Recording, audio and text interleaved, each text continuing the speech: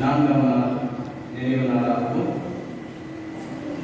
இவருடைய ஆன்மா நித்திரை பாத்திரையாகவும் குடும்பத்தில் மறித்த செபஸ்டியா, சின்னம்மாள், மரியக்கண்ணு, அந்தோணியம்மாள், எலவேந்திரன், ரோசம்மாள், தேவசகாயம், தெரேசம்மாள், மோசராக்கினி இவர்களுடைய ஆன்மனை பாதுகாக்க திருப்பணிகளுக்கு ஒப்புக்கொடுக்கப்படுகிறது. மேலும் இந்த திருப்பணிகள் குழந்தை அன்னையும் சக்கரையா காணிக்கமேரி இவர்கள் குடும்பத்திற்கு அன்னை இறைவன் வழியாக செய்து வரும் அனைத்து நன்மைகளுக்கு நன்றியாகவும் மகன்கள், மருமகள்கள், மருமகள்கள், மருமகன்கள், பேரப்பிள்ளைகள் நல்ல உடல் சுகத்தையும் ஒழுக்கத்தையும் கல்வியையும் குடும்பத்தில் பெற்றுத்தரும்படியாகவும் இவர்களுக்கு உடல் உள்ள சுகத்தையும் பிள்ளைகள் ஞானத்தில் கல்வியையும் பெற்று பெறும்படியாகவும் இத்திருப்பலிக்கு ஒப்புக்கொடுக்கிறது. தந்தை, மகன், தூய ஆவியானவரின் பெயராலே நம் ஆண்டவராகிய இயேசு கிறிஸ்துவின் அருளும் கடவுளின் அன்பும் தூய ஆவியானவரின் நட்புறவும் உங்கள் அனைவரோடும் இருப்பதாக.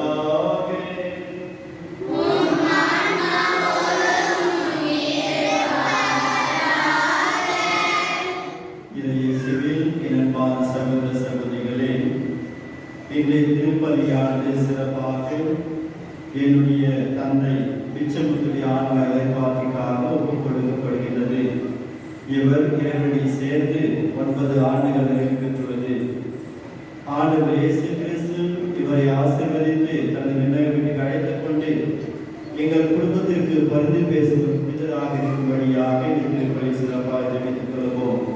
மற்றும் எங்கள் குடும்பத்தில் மறைந்த தாய் முழுவதுவரை மாமன் புஷ்பராஜ் மற்றும் தம்பி பீட்டர் இவருடைய பாத்திக்காகவும் இந்த திருப்பலி ஒப்புக் கொடுக்கப்படுகின்றது. மற்றும் நாமும் நமது குடும்பத்தில் மறைந்த அனைத்து ஆன்மாக்களுக்காகவும் யாரும் இந்த ஆன்மாக்களுக்காகவும் திருப்பலி சிறப்பாக ஜெபித்துக் கொள்வோம். ஆண்டவர் இயேசு கிறிஸ்து அனைவரையும் ஆசீர்வதித்து தனது விண்ணகத்திற்கு அழைத்துக் கொள்ளுமாறு இந்த திருப்பலி சிறப்பாக ஜெபித்துக் கொள்வோம். இந்த திருப்பலியில் நாம் தகவலில் பங்கெடுக்க நாம் செய்த குற்றங்கள், தவறுகள், பாவங்கள் அனைத்தும் இணைந்து என்னோட வருந்தையை மன்னிப்பு கேட்போம். எல்லாம் பல இறைவனிடமும்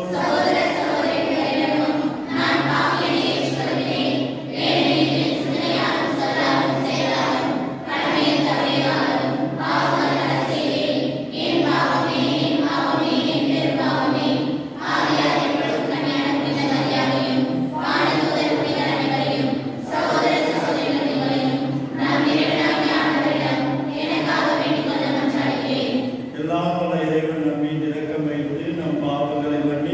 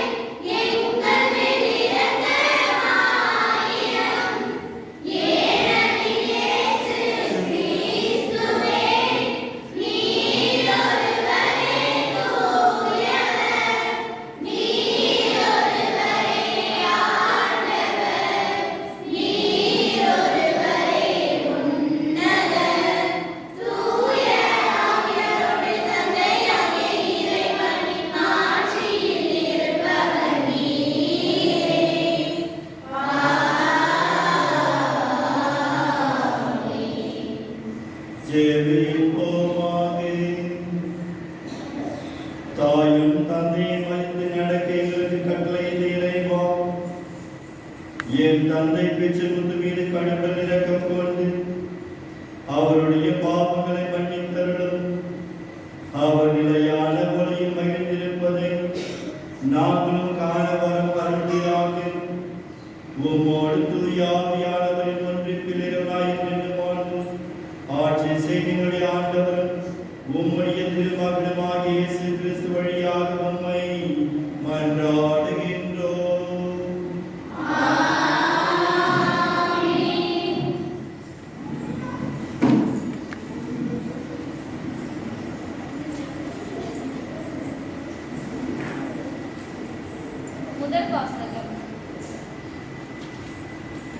முதல் வாசகம். இழிவான சாவுக்கு அவர்களை தீர்ப்பிடுவோம். சாமுவேலின் ஞானமொழியிலிருந்து வாசகம். அதிகாரம் 2 இறைவார்த்தைகள் 17 முதல் 20 வரை. கொல்லாதவர்கள் தங்களுக்குள் சொல்லி கொள்வதாவது, நீதிமான்களுடைய சொற்கள் உண்மையா என கண்டறிவோம். முடிவில் அவர்களுக்கு என்ன நிகழும் என ஆய்ந்தறிவோம். நீதிமான்கள் கடவுளின் மக்கள் என்றால் அவர் அவர்களுக்கு உதவி செய்வார். பகைவரிடமிருந்து அவர்களை விடுவிப்பார். அவர்களது கனிவினை கண்டு கொள்ளவும் பொறுமையை ஆய்ந்தறியவும் பசிமொழி கூறும் துன்புறுத்தியும் அவர்களை சோதித்தறிவோம். இழிவான சாவுக்கு அவர்களை தீர்ப்பிடுவோம். ஏனெனில் தங்கள் வாய்மொழியின்படி அவர்கள் பாதுகாப்பு பெறுவார்கள். இது ஆண்டவரின் அருள்வாக்கு.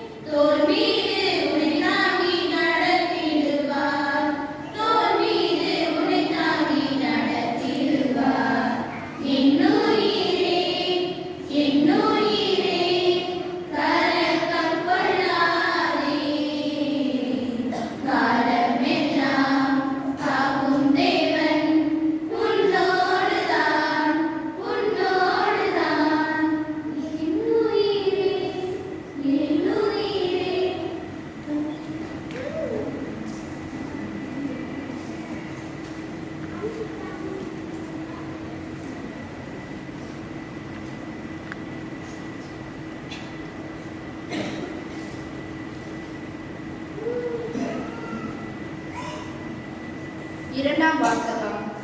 அமைதி ஏற்படுத்துவோர் விதைத்த அமைதி என்னும் விதையிலிருந்து நீதி என்னும் கனி கிடைக்கிறது. திருத்தூதர் யாக்கோபு எழுதிய திருமுகத்திலிருந்து வாசகம். அதிகாரம் 3 இறைவார்த்தைகள் 14 மற்றும் அதிகாரம் 4 இறைவார்த்தைகள் 3. அன்பிற்குரியவர்களே, பொறாமையும் கற்று மனப்பான்மையும் உள்ள இடத்தில் குழப்பமும் எல்லா கொடுஞ்செயல்களும் நடக்கும். விண்ணிலிருந்து வரும் ஞானத்தின் தலையாய அன்பு அதன் தூய்மையாகும். மேலும் அது அமைதியை நாடும், பொறுமை கொள்ளும், இணங்கி போகும் தன்மை நற்செயல்களும் நிறைந்தது, நடுநிலை தவறாதது, வெளிவேடம் அற்றது. அமைதி ஏற்படுத்துவோர் விதைத்த அமைதி என்னும் விதையிலிருந்து நீதி என்னும் கனி விளைகிறது. உங்களிடையே சண்டை சச்சரவுகள் ஏற்பட காரணம் என்ன? உங்களுக்குள்ளே போராடி கொண்டிருக்கும் சிற்றின்ப நாட்டங்கள் அல்லவா? நீங்கள் ஆசைப்படுவது கிடைக்காததால் கொலை செய்கிறீர்கள், பேராசை கொள்கிறீர்கள். அதை பெற முடியாததால் சண்டை சச்சரவுகள் உண்டாகிறீர்கள். அதை நீங்கள் ஏன் பெற முடியவில்லை? நீங்கள் கடவுளிடம் கேட்பதில்லை. நீங்கள் கேட்டாலும் ஏன் அடைவதில்லை? ஏனெனில் நீங்கள் தீய எண்ணத்தோடு கொண்டிருக்கிறீர்கள், சிற்றின்ப நாட்டங்களை நிறைவேற்றவே கேட்கிறீர்கள். இது ஆண்டவர் வழங்கும் அருள்வாக்கு.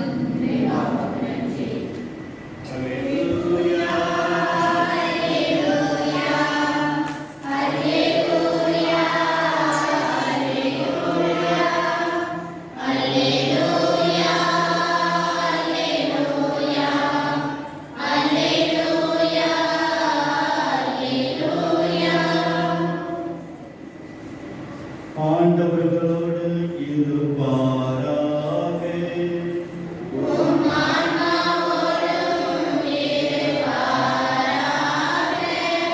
வாக்கியத்தை பரிசுத்தம் செய்திருந்து வாசகம்.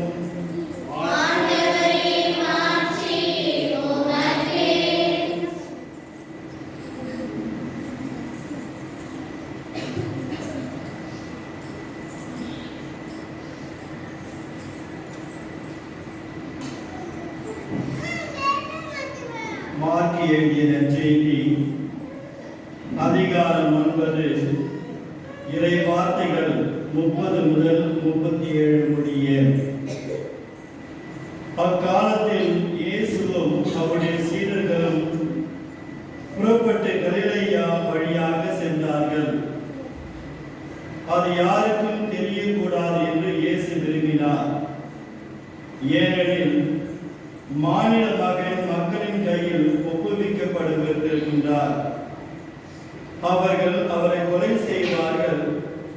கொல்லப்பட்ட 3ஆம் நாட்களுக்கு பின் அவர் உயிர்த்தெழுவார் என்று அவர் தம் சீடர்களுக்கு கற்பித்துக் கொண்டிருந்தார். அவர் சொன்னது அவர்களுக்கு விளங்கவில்லை. அவரிடம் விளக்கம் கேட்கவும் அவர்கள் அஞ்சினார்கள். அவர்கள் கப்பர்நாமுக்கு வந்தார்கள். அவர்கள் வீட்டில் இருந்த பொழுது இயேசு, வழியில் நீங்கள் எதை பற்றி வாதாடிக் கொண்டிருந்தீர்கள் என்று அவர்களிடம் கேட்டார். அவர்கள் பேசாதிருந்தார்கள். ஏனெனில் தங்களுள் பெரியவர் யார் என்பதை பற்றி வழியில் ஒருவரோடு ஒருவர் வாதாடிக் கொண்டு வந்தார்கள். அப்போது அவர் அமர்ந்து 12 கூப்பிட்டு அவர்களிடம், ஒருவர் முதல்வராக இருக்க விரும்பினார், அவர் அனைவரிலும் கடைசியானவராக அனைவருக்கும் தொண்டராகவும் இருக்கட்டும் என்றார். பிறகு அவர் ஒரு சிறு பிள்ளையை எடுத்து அவர்கள் நடுவே நிறுத்தி அதை அலைவழைத்துக் கொண்டு, இத்தகைய சிறு பிள்ளைகளில் ஒன்றை என் பெயரால் ஏற்றுக்கொள்பவர் எவரும் என்னை ஏற்றுக்கொள்கின்றார்கள். என்னை ஏற்றுக்கொள்பவர் என்னை மட்டுமல்ல, என்னை அனுப்பினவரையே ஏற்றுக்கொள்கின்றார் என்றார். இது கிறிஸ்து வழங்கும் நற்செய்தி.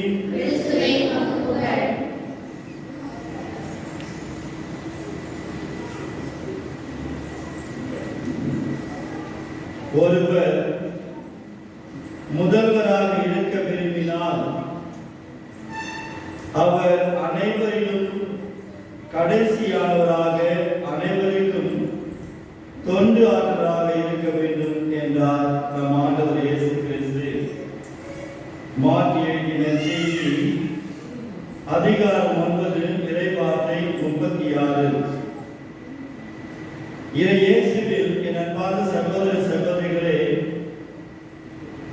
இன்றைய நற்செய்தியிலிருந்து உங்களுக்கு ஏதாவது புரிஞ்சா? இன்றைய நற்செய்தி நான் படிச்சேன் இல்லையா? உங்க மனசை தாக்கின ஏதாவது ஒரு வார்த்தை இருந்தா, இல்லைன்னா ஏதோ வரோம் போறோம் இருக்கக்கூடாது. வார்த்தை பைபிள் வார்த்தை எது தொடவே இல்லை. அதான் எந்த அளவுக்கு நம்ம விசுவாசம் இருக்குதுன்னு பாருங்க. சொல்லுவாங்க, ஆங்கிலத்தில் ஒரு வார்த்தை சொல்லுவாங்க, ஆடியன்ஸ் ஸ்பெக்டேட்டர் சொல்லுவாங்க. இது எப்படி தெரியுமா, நீங்க ஏதோ டிராமா பார்க்க வந்திருக்கிறீங்க, உங்களுக்கு தொடர்பு இல்லாத மாதிரி திருப்பலி இருக்கின்றது.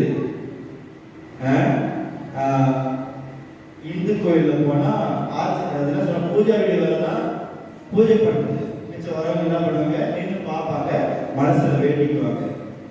ஆனா நம்முடைய கத்தோலிக்க விசுவாசம் தான் சொல்றது, திருப்பலி என்பது இருவரும் பங்கெடுப்பது. மக்களும் திருப்பலி நிறைவேற்றும் குருவானவரும் இருவரும் பங்கெடுத்து ஜெபிப்பது தான் நம்முடைய கத்தோலிக்க விசுவாசம் என்பது. ஏதோ வந்தோம், பாதிரி ஏதோ பண்றாரு, ஏதோ சின்ன அப்பம் தந்தாங்க வாங்கிட்டோம் போயிட்டு இருக்கக்கூடாது. என்னுடைய நற்செய்தியில் ஆண்டவர் இயேசு கிறிஸ்து என்ன சொல்றாருன்னா, என்னுடைய சீடர்கள் எப்படி இருக்க வேண்டும் என்று அழகாக சொல்லுகின்றார். ஒருவர் முதல்வராக இருக்க விரும்பினால் அவர் அனைவரிலும் கடைசியானவராக, அனைவருக்கும் தொண்டு ஆற்றுபவராக இருக்க வேண்டும். நாம் கிறிஸ்து என்றால் நம்முடைய பேரளவில் மாத்திரம் வாழக்கூடாது, மாறாக நம்முடைய வாழ்க்கையின் அளவிலும் வாழ்ந்தாக வேண்டும் என்று நம் ஆண்டவர் இயேசு கிறிஸ்து எடுத்துரைக்கின்றார். பாருங்களா, ஒரு ஸ்கூலுக்கு போயிட்டு வச்சுக்க, ஒரு ஸ்கூலுடைய பிரின்சிபல் செக்ரட்டரி தான் பெரிய ஆள் மாதிரி நினைப்பாங்க இருக்கிற டீச்சர்களோட. ஆனா செக்ரட்டரி போஸ்ட் தகுதி என்னதுன்னா, அந்த தலைமை ஆசிரியருக்கும் அங்க உள்ள டீச்சருக்கும் பணியாற்றுவதற்காக கொடுக்கப்பட்ட ஒரு பொறுப்பு. அது ஒரு மதிப்பு அல்ல, மாறாக சேவை செய்வதற்காக கொடுக்கப்பட்ட ஒரு பொறுப்பு என்று நாம் ஏற்றுக்கொண்டு வாழ வேண்டும் என்று ஆண்டவர் இயேசு கிறிஸ்து கூறுகின்றார். இதோ ஆண்டவர் இயேசு கிறிஸ்து கடவுளுமானவர், தலைவருமானவர் தம்முடைய சீடருடைய பாதங்களை கழுவினார். யூத சட்டத்தின் பிரகாரம் யூதர்ல ஒரு சட்டம், ஒரு ஒழுங்குமுறை இருக்கின்றது. யூதர்கள் எப்பொழுதுமே ஒரு 2 பணியாட்கள் வாசப்படி நின்றுப்பாங்க. யூதர்கள் வெளியே சென்று வந்தால் அந்த வாசப்படி இருக்கிற கூலியார் விட வேணாம், அவர்களுடைய பாதத்தை கழுவி அவர்களை உள்ளே அனுப்புவதுதான் அந்த கூலியார்களுடைய வேலை. அந்த யூதர்கள் சாம்பிரதாயத்தில் நடந்து கொண்டிருக்கு, இன்னும் நடந்து கொண்டிருக்கிறது.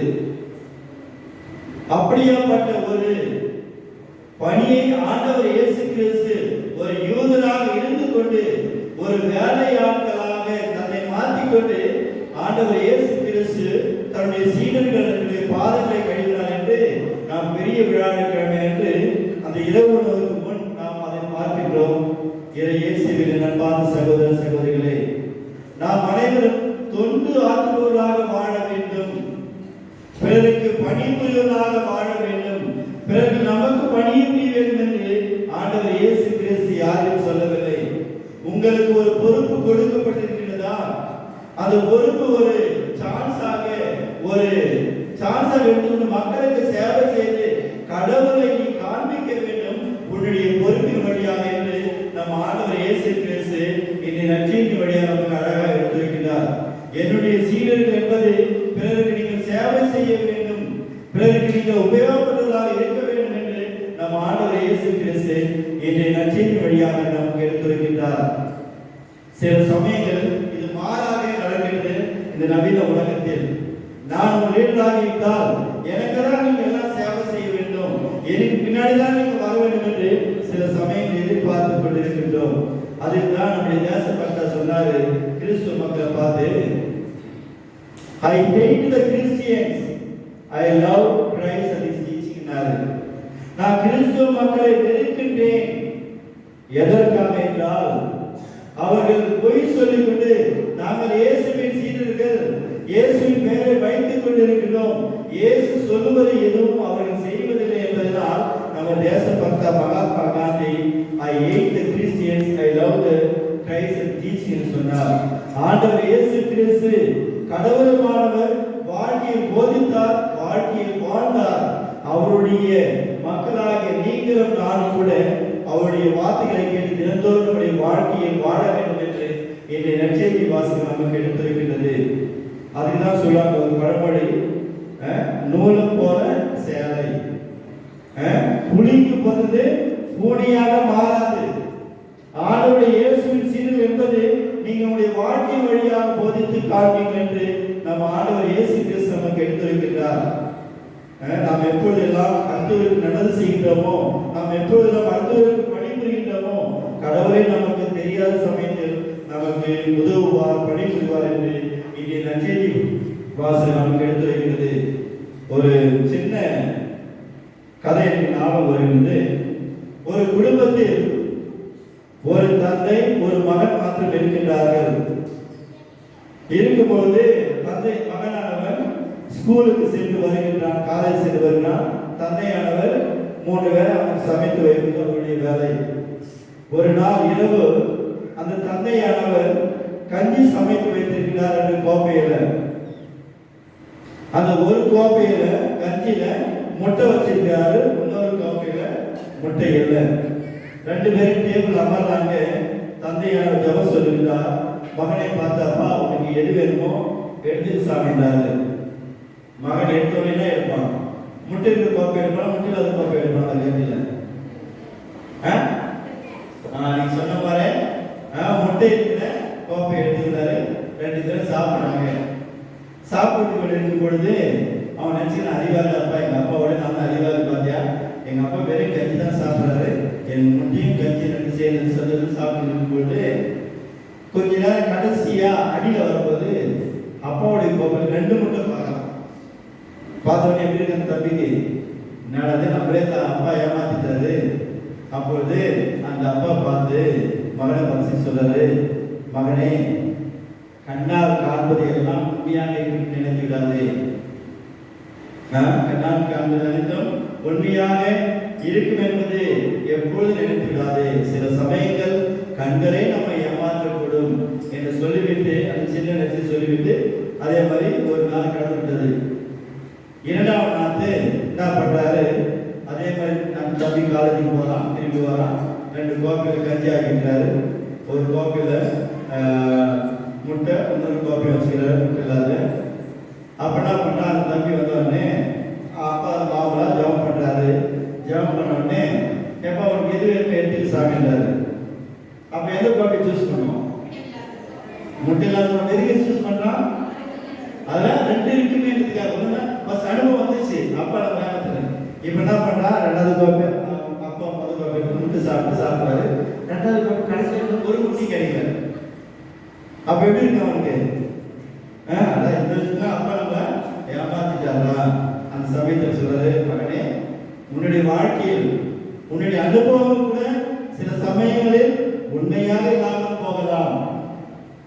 உன்னுடைய அனுபவம் கூட உன்னை ஏமாற்றி விடலாம் என்று நற்செய்தி சொல்லிவிட்டு அந்த நாள் அப்படியே கடந்து விடுது. 3ஆவது நாள் அதே மாதிரி காலேஜுக்கு போறான், திரும்பி வரான். திரும்பி வரும்போது கஞ்சி அதே மாதிரி ஒரு கோப்பையில முட்டை மேலது, ஒரு கோப்பையில முட்டை இருக்குது. ஜெபம் சொல்றாங்க.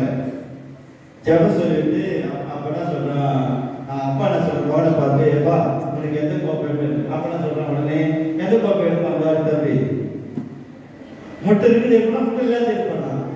முன்னாடி முட்டை எடுத்து மோசமா போயிட்டான், முட்டை இல்லாத மோசம் போயிட்டான். இப்ப எது எடுப்பா சொல்லுங்க பார்ப்போம். யாரும் சொல்ல மாட்டீங்க, ஏதாவது சொல்லுங்க, ஏதாவது சொல்லுங்க. ரைட்டா தப்பா?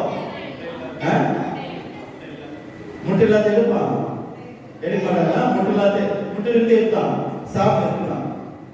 அப்ப அவன் சொன்னான், அப்பா நீ பாரு, நீ தான் வீட்டுக்கு தலைவர், நான் வீட்டுக்கு எவ்வளோ கஷ்டப்படுறேன், அம்மா அப்பா செத்துட்டு கூட என்னை படிக்க வச்சுக்கிறேன். இல்லப்பா ஜெபம் சொல்லுல, நீ சூஸ் பண்ண ஃபர்ஸ்ட், நீ சாப்பிட்ட மீதி நான் சாப்பிட்றேன்ப்பா. இனி அவங்க அப்பாவுக்கு சொல்லி சொல்றான். அப்பொழுது அவங்க அப்பா என்ன பண்றாரு, அந்த முட்டை கோப்பை எடுத்துறாரு. எடுத்து சாப்பிடும்போது இவன் முட்டை சாப்பிடும்போது தான் வந்து, ஏன்னா அப்பா முட்டை கோப்பை எடுத்துட்டாரு, எல்லாத்துக்கும் கொடுத்துட்டாரு மனசுல அவனுக்கு. ஆனா அவன் ஒரு விதத்தில் ஆச்சா, சரி அப்பா சாப்பிட்றாரு, முட்டை சாப்பிட்றாரு, அவன் நல்லதா அப்பாவை சாப்பிட்டு அந்த வாட்டி. அப்ப சாப்பிடும் போது அவன் 2 முட்டை கிடைச்சு சந்தோஷமா சொன்னான். சந்தோஷத்துல அந்த அப்பா அவனுக்கு போது பார்த்தோன்னே அந்த அப்பா சொல்றாரு, மகனே, நீ எப்பொழுது பிறருக்கு செய்கிறாயோ அந்த நல்லது உள்ளதுக்கே நடக்கும். நீ எப்பொழுதும் நல்லதே செய் மக்களுக்கு, நல்லதே செய், நல்லதை நினை மக்களுக்கு, அப்பொழுது கடவுள் உனக்கும் நல்லது செய்வார் என்று அழகான ஒரு நற்செய்தி சொல்லி விடுகின்றார். அது ஆங்கிலத்தில் சொல்லுவாங்க, the help you do to others, it will come back to you your unexpected time. நீ மற்றவர்களுக்கு நல்லது செய்யும் பொழுது அந்த நல்லது நீ எதிர்பாராத சமயத்திலே உனக்கு வந்து சேரும் என்று அந்த ஆங்கில வாக்கியம் நமக்கு எடுத்திருக்கிறது. அன்பார்ந்த சகோதர சகோதரிகளே, அதை தான் நம் ஆண்டவர் இயேசு கிறிஸ்து சொல்லுகிறார், என்னுடைய சீடர்கள் என்பது நீங்கள் மக்களுக்கு சேவை செய்வதாக இருக்க வேண்டும், மக்களை அன்பு செய்வதாக இருக்க வேண்டும், மக்களுக்கு தொண்டாற்றுவதாக இருக்க வேண்டும். அப்பொழுது நீங்கள் கஷ்டமா இருக்கும் நானே உங்களுக்கு தொண்டு செய்வேன், நானே உங்களுக்கு உதவி புரிவேன். ஆண்டவர் இயேசு கிறிஸ்து இந்த நற்செய்தி வழியாக நமக்கு எடுத்துரைக்கின்றார். இது அவருடைய சீடர்கள் என்று பெயரளவில் மாற்றம் மாறாமல் வாழ்க்கை அளவிலும் வாழ்ந்து கொண்டு அனைவருக்கும் நல்லதை செய்வோம், அனைவருக்கும் நல்லதை நினைப்போம். ஆண்டவர் நமக்கும் அனைத்தையும் நல்லது செய்வார் என்று விசுவாசத்துடன் தொடர்ந்து இந்த திருப்பலி ஜெபிப்போம். ஆமென்.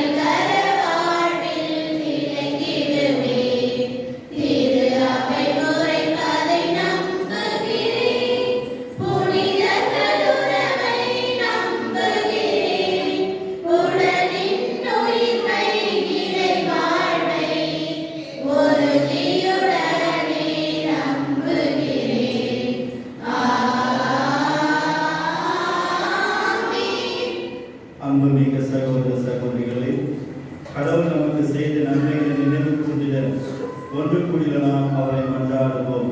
அவரது திருவுளத்துக்கு ஏற்றபடி நம் மன்றாட்டுகள் அமைய வேண்டுவோமாக. காத்திருப்போருக்கு அமைதி அளிக்கும் இறைவா, உம் திரு அவை இன்று சந்திக்கும் சவால்களையும் கொடுமைகளையும் அதற்கு ஏற்படும் அவப்பெயர்களிலிருந்து காத்தருளும். பொறுமையுடனும் அமைதியுடனும் இறுதியில் வெற்றி பெற என்ற திடமான நம்பிக்கையை எங்கள் உள்ளங்களில் நிறைவேற உமது ஞானத்தையும் ஆசிரியையும் தர வேண்டி இறைவா உம்மை மன்றாடுகின்றோம். ஆண்டவரே, எங்கள் மன்றாட்டை கேட்டருளும். அன்போடு இறைவா, அன்போடு வாழ பணிந்தவரான இறைவா, உன் திருமகன் இயேசுவை பின்பற்றி எங்களை உமது தேர்வு பணிவிடை புரிந்து வாழ்பவர்களாக சாட்சியுடையவர்களாக இறைமலை நிலையோடு வாழும் தருணங்களை இறைவா உம்மை மன்றாடுகின்றோம். ஆண்டவரே, எங்கள் மன்றாட்டை கேட்டருளும். விழிப்புணர்வு கொடுத்து வெற்றியை நோக்கி வழிநடத்தியும் இறைவா, இன்று எம்மிடையே அறியாமை, மூட நம்பிக்கை, தலைவர் வழிபாடு, நுகர்வு வெறி, தாழ்வு மனப்பான்மை போன்ற குறைபாடுகள் மலிந்துள்ளன. இவற்றை களைய திறந்த மனத்துடன்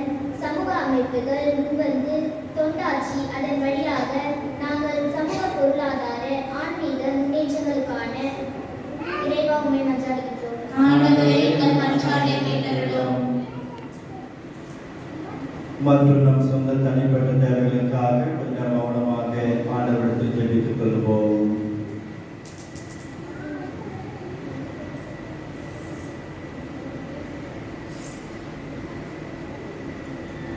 ஜெபிப்போமாக. என்றும் வாழும் எல்லாமல்ல இறைவா, உம்மை இறங்கி மன்றாடும் திரு அவையின் மன்றாட்டுகள் உம் திருமண உணர்வாகுக. எங்கள் தகுதியில் நம்பிக்கை கொள்ளாமல் உமது இரக்கத்தை முன்னிட்டு எங்கள் மன்றாட்டுகளை கேட்டுள்ளோம். எங்கள் ஆண்டவராகிய கிறிஸ்து வழியாக உம்மை மன்றாடுகின்றோம்.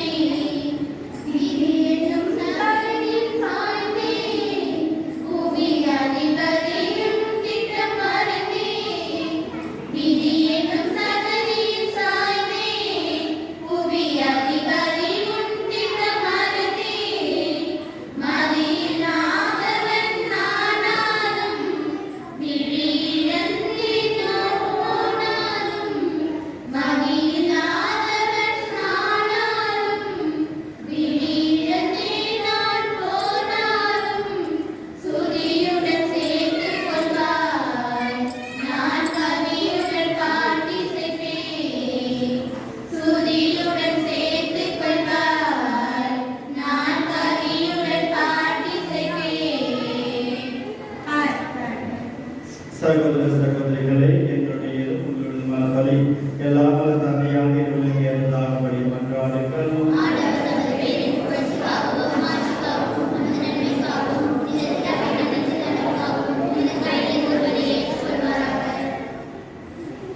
ஜெபிப்போமாக. ஆண்டவரே, என்னுடைய தந்தையாக பெற்று முன்னுக்கு ஒப்புக் கொடுக்கும் பரியை தருளும். அவர்களுக்கு வாழ்ந்த நாட்டில் என்றுமுள்ள மகிழ்ச்சியை அளித்து எங்களையும் அவர்களோடு புனிதரின் பேரிடத்தில் சேர்த்தருள்வீராக. எங்கள் ஆண்டவராகிய கிறிஸ்து வழியாக உம்மை மன்றாடுகின்றோம். ஆண்டவர் உங்களோடு இருப்பாராக.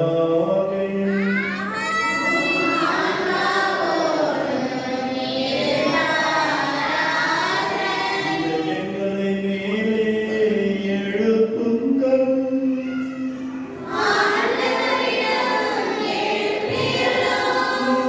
இறைவனாகிய ஆண்டவருக்கு நன்றி கூறுவோம்.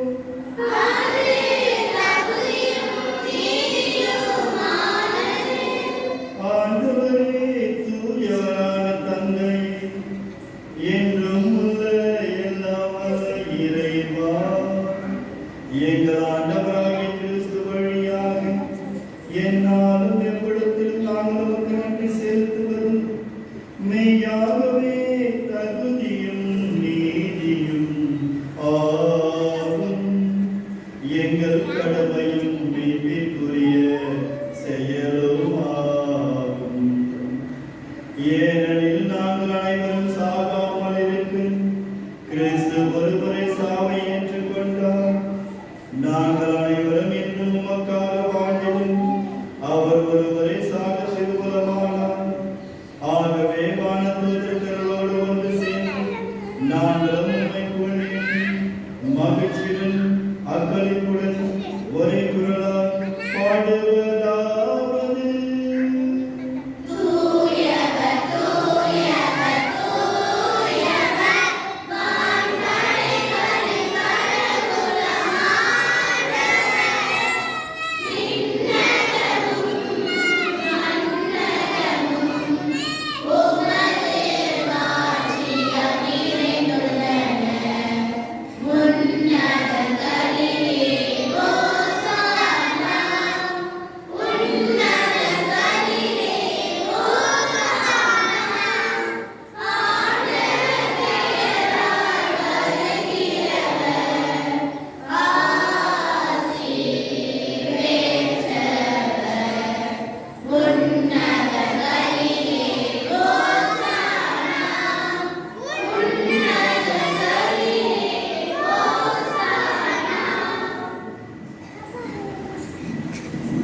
ஆண்டவரே மெய்யாகவே தூயவர், தூய்மை அனைத்துக்கும் மூச்சு. ஆகவே உம்முடைய ஆவியை பொழிந்து இக்காணிக்கைகளை தூய்மைப்படுத்த உம்மை வேண்டுகின்றோம். இவ்வாறு எங்கள் ஆண்டவர் இயேசு கிறிஸ்துவின் உடலும் இரத்தமுமாக எங்களுக்கு மாறுபடமாகுங்க. அவர் பாடுபட உலகணிந்து தம்மை கையளித்த போது அப்பத்தை எடுத்து நன்றி செலுத்தி அதை பெற்று தம் சீடர்களுக்கு அளித்து அவர் கூறியதாவது: அனைவரும் இதிலிருந்து பெற்று உண்ணுங்கள், ஏனெனில் இது உங்களுக்காக கையளிக்கப்படும் என் உடல்.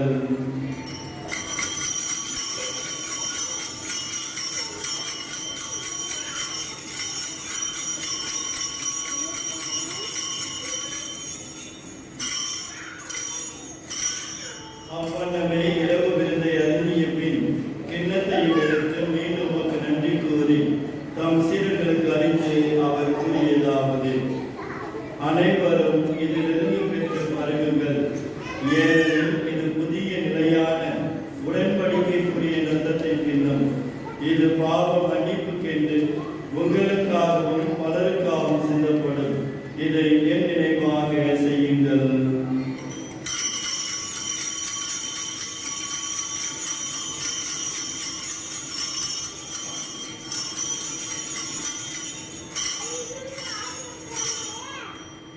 நம்பிக்கையின் மறைபொருள்.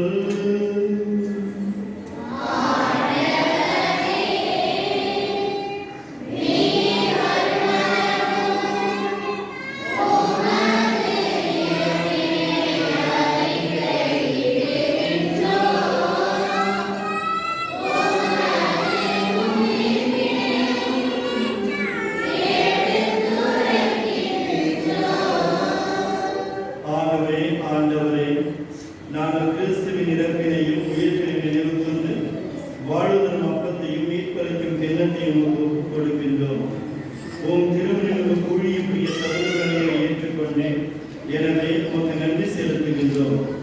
மேலும் கிறிஸ்துவின் உடலிலும் ரத்தத்திலும் பங்கு கொள்ளும் எங்களை தூய ஆவியார் கொண்டு சேர்க்க வேண்டும் என உம்மை தாழ்மையுடன் மன்றாடுகின்றோம். ஆண்டவரே, உலகெங்கும் பரவியிருக்கும் உமது திருவாவை நினைவு கூர்ந்தருளும். எங்கள் திருத்தந்தை பிரான்சிஸ், எங்கள் பேராயர் பிரான்சிஸ் கலீஸ், எல்லா தொழிலாகிய அனைவரோடும் உமது திருவாவை அன்பில் நிறைவு பெற செய்துள்ளோம். ஆண்டவரே, நீர் உலகிலும் விடும் அழைத்துக் கொண்ட என் தந்தை பிச்சமுத்து, தாயார் கோவிமரி மற்றும் மாமன் பிச்சம் புஷ்பராஜ், தம்பி பீட்டர் எனும் உம் அடியார்களை நினைவு கூர்ந்தருளும். உம் திருமகனோடு அவர் இறப்பில் இணைக்கப்பட்டிருந்த இவர்கள் உயிர்ப்பிலும் அவரை போல இருக்க செய்ததும். மேலும் உயிர்த்தெழும் எதிர்நோக்குடன் துயில்களும் எங்கள் சகோதர சகோதரிகளை இறந்தோர் அனைவரையும் இரக்கத்துடன் நினைவு கூர்ந்து உம் திருமுக வழிகள் ஏற்றலும். எங்கள் அனைவரையும் இரக்கமாயும் கடவுளின் கன்னித்தாயின் மரியா, அவருடைய கணவரான யோசேப்பு மற்றும் எங்களது பாதுகாவலர் லூர்தனை, திருத்துதர்கள், இவ்வுலகில் பங்குதாயிருந்தோர் ஆகிய புனிதர் அனைவரிலும் நாங்கள் நிலை வாழ்வில் பங்கு கொள்ளும் தகுதி பெற்று உம் திருமகன் இயேசு கிறிஸ்து வழியாக உம்மை புகழ்ந்து வரவருகிற உம்மை மன்றாடுகின்றோம்.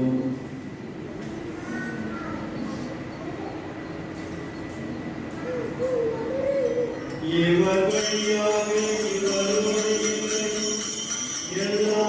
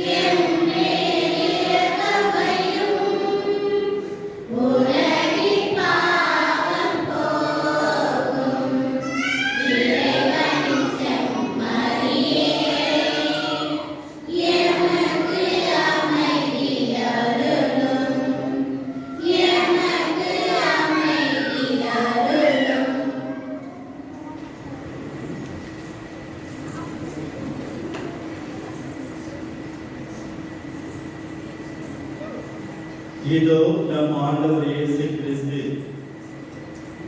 இவ்வுலகிற்கு அவர் வந்தது தொண்டு ஆற்றுவதற்காக, தொண்டு பெறுவதற்காக அல்ல என்று இன்றைய நற்செய்தி வழியாக நமக்கு எடுத்துரைக்கின்றார். அவருடைய சீடர் நாம் கூட பிறருக்கு நாம் பணி புரிய வேண்டும், பிறருக்கு நாம் தொண்டு புரிய வேண்டும் என்று ஆண்டவர் இயேசு கிறிஸ்து எதிர்பார்த்திருக்கின்றார். அதே ஆண்டவர் இயேசு கிறிஸ்துவரே உலகின் பாவங்களை போக்குபவர். செம்மறின் விருந்துக்கு அழைக்க பெற்றோர் நம் அனைவரும் பேர் பெற்றோர்.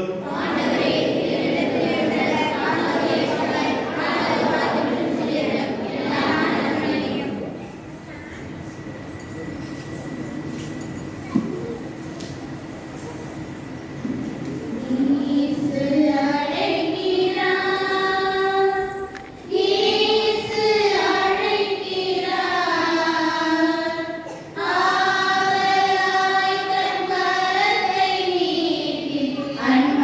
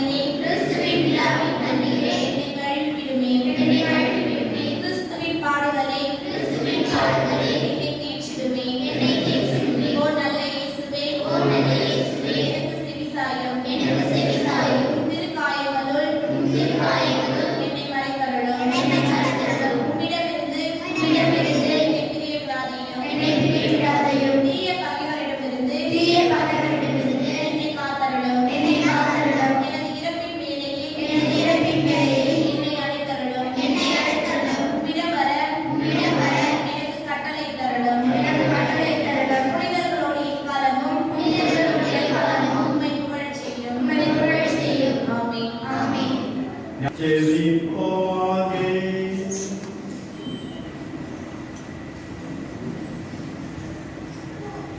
ஆண்டவரை நாங்கள் பங்கேற்ற விண்ணக திருவுணவு என் தந்தை பிச்சமுச்சுக்கு முடிவில்லாத பார்வரையும் மொழியும் பெற்று தருவதாக இத்திருவிருந்து அவர்களோடு எங்களுக்கு மீண்டும் உணவு மாற்று நிறைவு அளிப்பதாக எங்கள் ஆண்டவராகிய